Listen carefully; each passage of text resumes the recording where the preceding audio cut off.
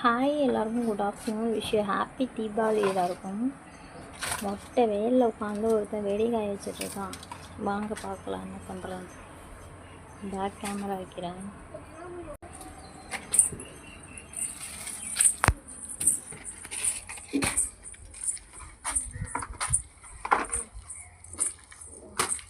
சதீஷ் என்ன பண்ணிகிட்ருக்கா? வெடி காய வைக்கிறியா? வீட்டில் என்னைக்காவது நீ துணி காய வச்சிருக்கியா? துணி தான் உனக்கு ரொம்ப முக்கியமா? இப்போ வெடி தான் உனக்கு முக்கியமா? இப்போ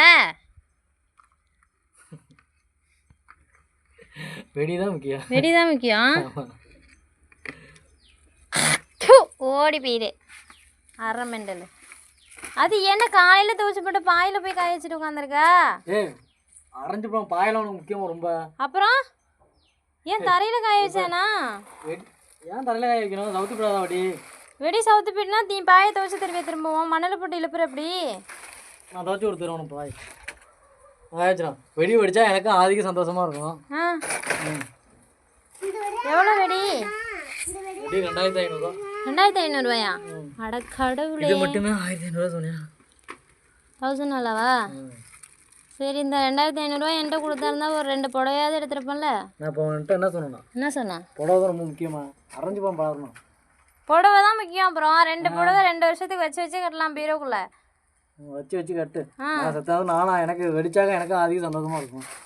இதுவே 10,000 10ல உனக்கு வெடி? 10. ஐயோ, அப்புறம் என்ன பிளான்ல இருக்கு அடுத்தது? வெடி 10ல வாங்க போறியா? சந்தோஷம். இதில் எல்லாத்தையும் நான் தண்ணியை கொண்டு வந்து ஊற்றலை. நீ காய வை. எவ்வளோ நேரம் காய வைக்கிறேன்னு வீட்டில் உள்ள துணியை காய வைக்க முடியல உனக்கு. இத்தனை நேரம் காலையிலேருந்து எத்தனை டைம் இந்த வெடியை காய வச்சுட்ட? எத்தனை டைம் காய வச்சுட்ட? ஒரு 5 அடி காய வச்சுட்ட. வெயில் வருது, நீ தூக்கிட்டு ஓடியார. மழை வருது, தூக்கிட்டு வீட்டுக்குள்ளே ஓடுற. இப்படியே பண்ணிகிட்டு இருக்க நீ.